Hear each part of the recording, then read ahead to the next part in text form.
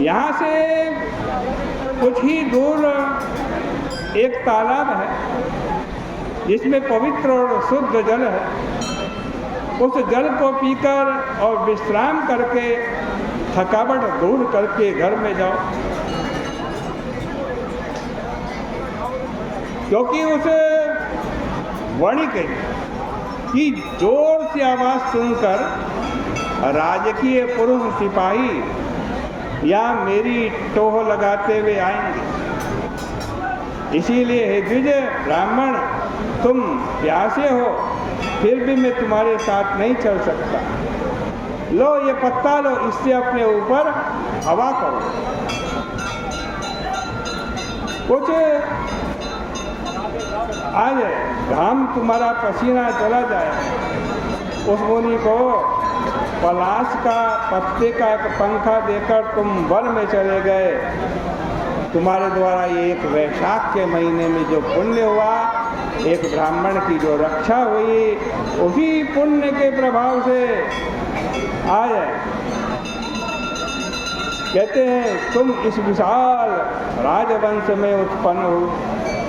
यदि सुख, राज्य, धन एवं धान्य आदि संपत्तियां व स्वर्ग और अपवर्ग और विष्णु भगवान के परम सायुज्य मुक्ति चाहते हो तो तुम वैशाख के धर्मों का पालन करो, सभी सुख पाओगे। इसका दूसरा नाम माधव मास भी है और इसकी शुक्ल पक्ष की जो तृतीया तिथि है वो अक्षय तृतीया है। उस दिन दीन दुखी ब्राह्मण को बछड़ा सहित गौ पूजा करके दान देने से तुम्हें पुनः खजाने की प्राप्ति हो जाएगी। शैया दान करने से सुख मिलेगा। छाता दान करोगे तुम्हें साम्राज्य की प्राप्ति होगी। गंगा जी में स्नान करो तथा उचित प्रकार से भगवान की पूजा करो। भगवान की दिव्य स्वर्ण की प्रतिमा का दान करो, इससे तुम्हें विजय मिलेगी। हे नृप, तुम अपने समान गुण धर्म वाले पुत्रों को यदि चाहते हो तो प्राणियों के हित के लिए प्रपादान अर्थात पौसरा दान प्याऊ बिठवाओ। ये राजन, वैशाख महीने में कहे गए इन धर्मों को ठीक से करो, उससे संपूर्ण लोक तुम्हारे वश में हो जाए, इसमें संशय नहीं। यदि निष्काम कामना रहित चित्त से आज मधुसूदन भगवान की प्रीति के लिए इस पवित्र वैशाख मास के धर्म करोगे तो तुम्हारे निर्मल चित्त हो जाने के कारण भगवान के तुम्हें प्रत्यक्ष दर्शन हो।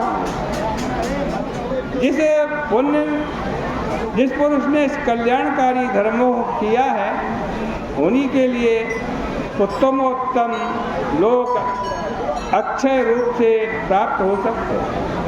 ऐसे पुराणों में कवियों महात्माओं ने कहा, यह सब जैसा देखा गया था तथा जैसा सुना गया था सब तुम्हारे लिए कह दिया।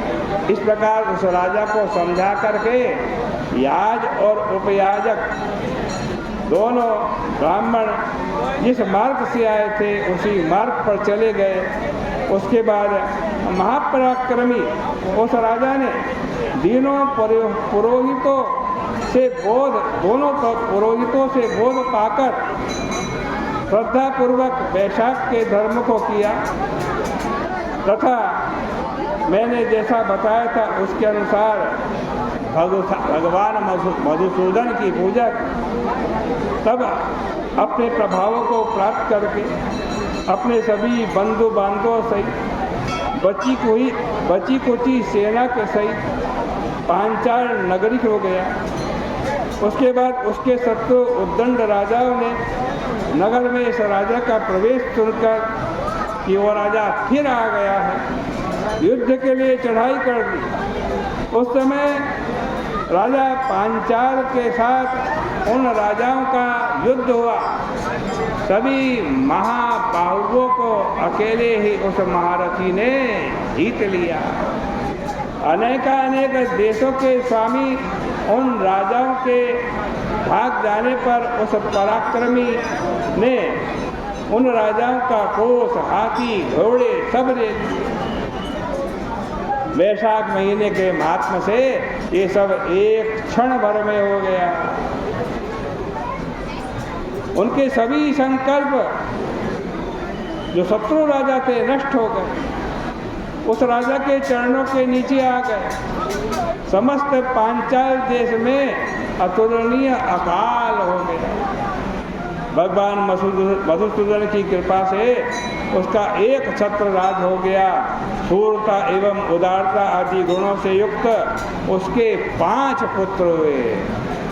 दृष्टकीर्ति, धृष्टकेतु, धृष्टद्युम्न, विजय तथा चित्रकेतु, ये 5 पुत्र हुए जो कार्तिकेय मयूरध्वज के समान थे। धर्मपूर्वक भली भांति पाली गई प्रजा भी राजा से अनुराग करने लगी। वैशाख मास के प्रभाव से यह सब कुछ क्षण भर में हो गया। भगवान मधुसूदन की प्रीति के लिए पांचाल नगरी के अधिपति उस राजा ने निष्काम भाव से पुनः वैशाख महीने के सभी धर्मों को किया जो पहले किए थे। भगवान मधुसूदन इस धर्म से संतुष्ट होकर के अक्षय तृतीया के दिन प्रत्यक्ष प्रकट हो गए। उस राजा को उन्होंने साक्षात दर्शन दिया। उन 4 भुजा वाले शंख चक्र गदा पद्म धारण किए अच्युत परमात्मा नारायण को देखकर चकित होकर के पीतांबर धारण किए हुए वरमाला से विभूषित लक्ष्मी सहित अनुचरों सहित गरुड़ पर बैठे हुए देवादिदेव को देखा। भगवान के दुस्सह तेज से उस राजा की आंखें चुंधियाने लगी, बंद सी हो गई, चकाचौंध पड़ गई। अत्यंत हर्ष होने के कारण मद से उन्मत्त पुरुष की भांति वो राजा उछल कूद करने लगा, घूमता रहा। आनंद के अतिरेक के कारण संपूर्ण शरीर में आज रोमांच हो गया, आंसू टपकने लगे। पृथ्वी पर नतमस्तक होकर हाथ जोड़कर परम भक्ति से भगवान की उसने स्तुति की। इस प्रकार से श्री स्कंद पुराणे वैशाख मास में नारद अम्बरीश संवादे पांचाल देशाधिपतिर जय प्राप्तिर नाम 35 ये 15वें अध्याय की कथा भगवान के श्री चरणों में अर्पित करते हैं। बोलिए गंगा मैया की जय।